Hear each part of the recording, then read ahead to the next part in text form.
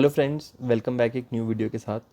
आज हम डिस्कस करेंगे इस वीडियो में GST on renting of immovable property. हमें पता है कि रेंटिंग एक सप्लाई गिना जाता है, जिस चीज़ पे सप्लाई की डेफिनेशन में फॉल करता है। क्योंकि जब आप सेक्शन 7 में सप्लाई की डेफिनेशन पढ़ते हैं, वो कहता है लीज बाटर रेंटल। तो रेंटल जब शब्द आ गया तो रेंटल ऑफ इमूवेबल प्रॉपर्टी पे जीएसटी की इम्प्लीकेशन आ गई, लेवी आ गई। तो कोशिश करता हूँ दोस्तों कि प्रैक्टिकली, जैसे मैं प्रैक्टिस में हूँ तो प्रैक्टिकली कई बार ऐसे मार्केट में रॉन्ग ट्रीटमेंट किए जाते हैं। तो कोशिश करता हूँ, जैसे रिसेंटली मेरे सामने एक केस आया, तो मैं इस वीडियो में उसको डिस्कस भी करूँगा और आगे चीज़ें क्या होती हैं उसको भी डिस्कस करेंगे। तो पहली चीज़ हमें समझनी है कि रेंटिंग ऑफ इमूवेबल प्रॉपर्टी दो लोगों के द्वारा हो सकती है। One is government and other than next होगा अदर देन जो गवर्नमेंट, कुछ भी एंटिटीज़ हैं उनके द्वारा, जैसे इंडिविजुअल, पार्टनरशिप फर्म, कंपनी, उनके द्वारा रेंटिंग ऑफ इमूवेबल प्रॉपर्टी। तो पहली चीज़ आपको ये चीज़ समझनी है कि गवर्नमेंट की जो सर्विसेज होती हैं मैक्सिमम जो होती हैं वो रिवर्स चार्ज में होती हैं, except renting of immovable property उन्होंने फॉरवर्ड चार्ज में रखी। मतलब गवर्नमेंट ही उस पर इन्वॉइस रेज करेगी, गवर्नमेंट ही 18% कलेक्ट करेगी और गवर्नमेंट ही आगे जो पोर्टल है उस पर डिपॉजिट कराएगी। ये ट्रीटमेंट होता था 1 जुलाई 2017 से लेकर 25 जनवरी 2018।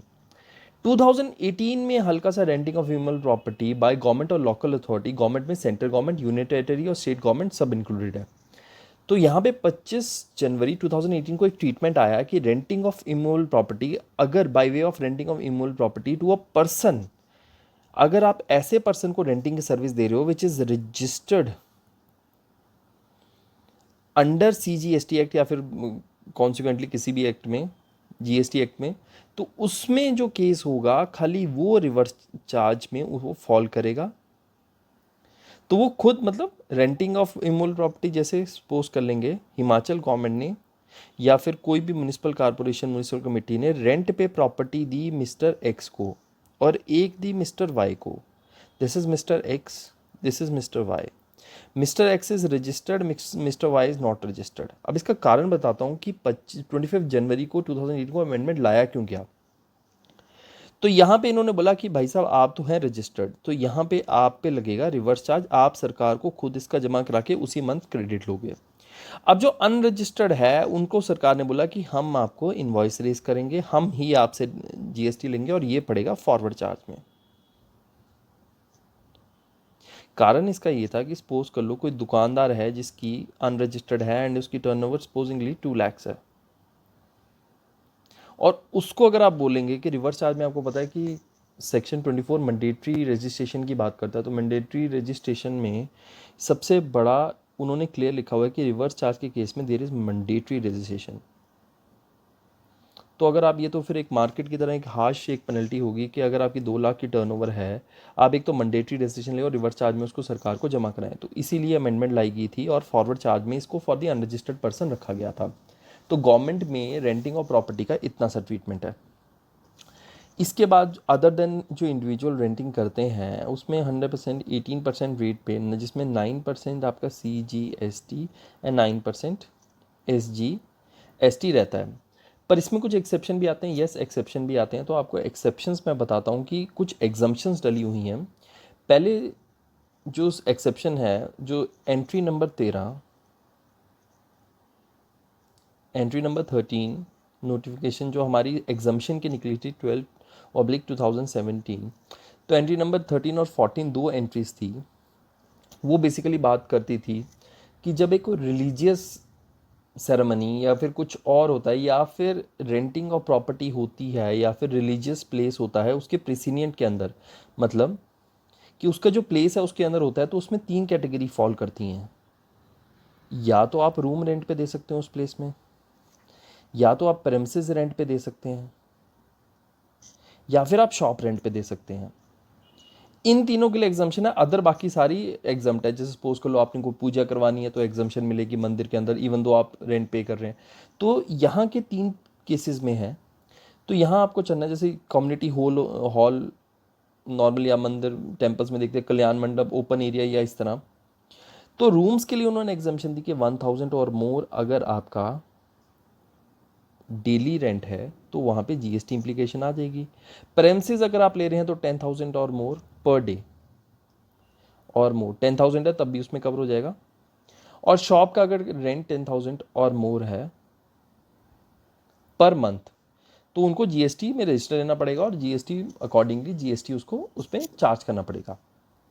इसके अलावा अब एक और आप केस पूछेंगे, जैसे स्कूल्स होते हैं। स्कूल्स के केस में वो हॉस्टल की सर्विसेज देते हैं। Hostel equivalent to room, residential आप अकोमोडेशन दे रहे हैं।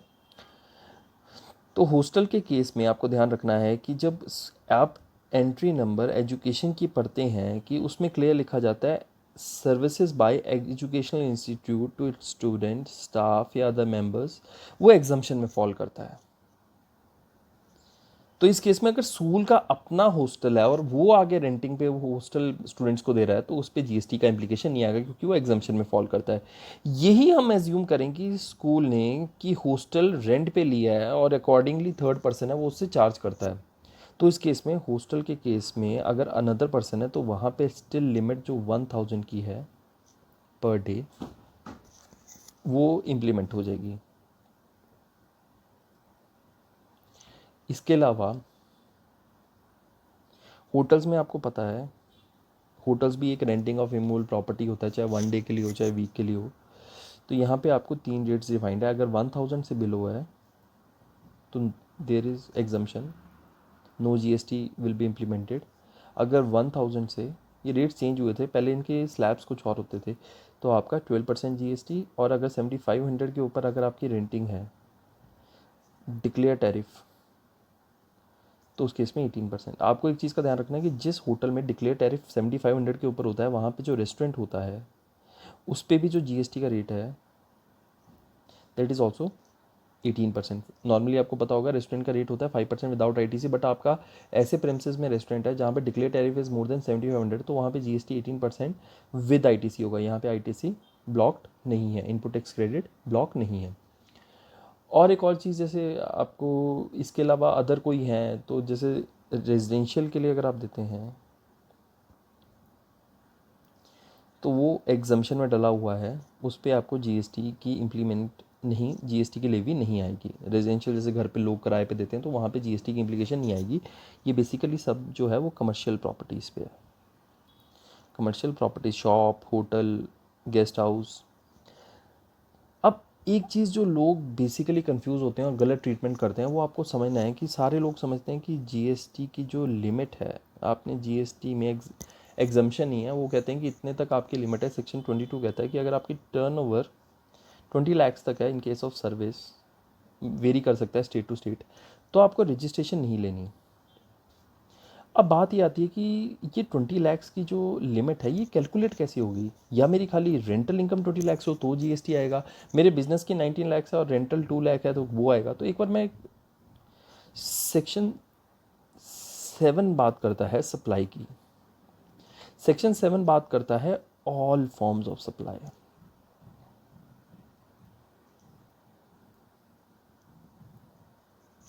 तो ऑल फॉर्म ऑफ सप्लाई, उसमें हर एक चीज़ काउंट होती है, चाहे वो लीज है, चाहे बार्टर है, चाहे रेंटल है, चाहे सेल है।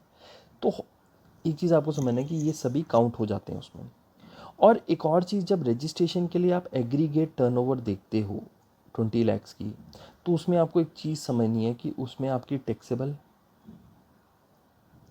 Non taxable, exempt, non taxable exempt एक हो गया, जैसे नील रेटेड, तो वो 20 लाख की लिमिट के लिए सब कुछ काउंट होता है। तो 20 लाख की लिमिट के लिए जब सब कुछ काउंट होगा तो आपको एक चीज़ रखनी है। सपोज कर लो, एग्जांपल बताता हूँ, एग्रीकल्चरिस्ट हूँ, कोई मिस्टर वाई है, कोई एग्रीकल्चरिस्ट है। एग्रीकल्चरिस्ट से आपको पता है एग्जम्पशन डली हुई है, लेवी आती है पर एग्जम्प्ट है। हाँ, एग्रीकल्चर पे लेवी आती है और एग्जम्प्ट है, क्योंकि आपको पता है सिर्फ शेड्यूल 3 में चीज़ें ऐसी डिफाइंड है जिस पे लेवी नहीं आती, जो सप्लाई नहीं है। अदरवाइज एग्रीकल्चर एक सप्लाई है पर एग्जम्पशन उसके लिए डली हुई है। तो एग्रीकल्चर, अगर सपोज कर लो इसकी टर्नओवर एग्रीकल्चर की सपोजिंगली 40 लैक्स है, और वो यहाँ पे एक छोटी सी दुकान यहाँ पे रेंट पे दे देता है, कमर्शियल प्रॉपर्टी है। तो अगर इसने एक छोटी सी दुकान यहाँ पे रेंट पे दे दी और सपोज कर लो उसका किराया सिर्फ रेंट जो है monthly that is rupees only rupees 500, so what he has to do next है उसको वहाँ पे जीएसटी रजिस्ट्रेशन लेनी पड़ेगी। उसको 500 प्लस 18% GST इन्वॉइस रेस करना पड़ेगा, उसको ये 90 रुपीज़ गवर्नमेंट को डिपॉजिट करना पड़ेगा और अपनी रेगुलरली रिटर्न भरनी पड़ेगी। तो आपको ये चीज़ समझना है, एग्रीगेट टर्नओवर में वो हर एक टर्नओवर कंसीडर करते हैं। यही एग्जांपल लिया जाए, सपोजिंगली एक बिल्डिंग है जिसका एनुअल रेंटल, ये रेजिडेंशियल बिल्डिंग है, सपोजिंगली एनुअल रेंटल 18 लैक्स है। उसके बाद वो एक कॉमर्शियल शॉप बनाता है जिसका एनुअल रेंटल 2,10,000 हो जाता है। यहाँ 18 लैक्स है, ये 2,10,000, तो एग्रीगेट टर्नओवर इसकी होगी 20,10,000। इस केस में इसको रजिस्ट्रेशन भी लेनी पड़ेगी और ये 2,10,000 पे 18% गवर्नमेंट को डिपॉजिट भी करना पड़ेगा। एक और केस आता है कि लोग जनरली बिजनेस करते हैं एंड बिजनेस में टर्नओवर किसी की 30 लैक्स, 40 लैक्स, 50 लैक्स, और वो जनरली उन्होंने आगे कुछ रेंटल कोई शॉप्स घर के बाहर बना के दी होती हैं, उस पर जनरली वो GST चार्ज नहीं करते। उनको शायद ये कन्फ्यूजन है कि रेंटल अगर इनकम 20 लैक्स होगी तो डिपॉजिट करना है। इट इज़ नो, आपकी एग्रीगेट टर्नओवर देखी जाती है। तो एग्रीगेट टर्नओवर में दे इंक्लूड एवरी टर्नओवर, चाहे वो एग्जम्प्ट है चाहे वो टैक्सेबल है। तो होपफुली आपको सर ये वीडियो सभी को, आप सभी को पसंद आई होगी। इसको ज़रूर लाइक शेयर कमेंट करें। Thank you guys.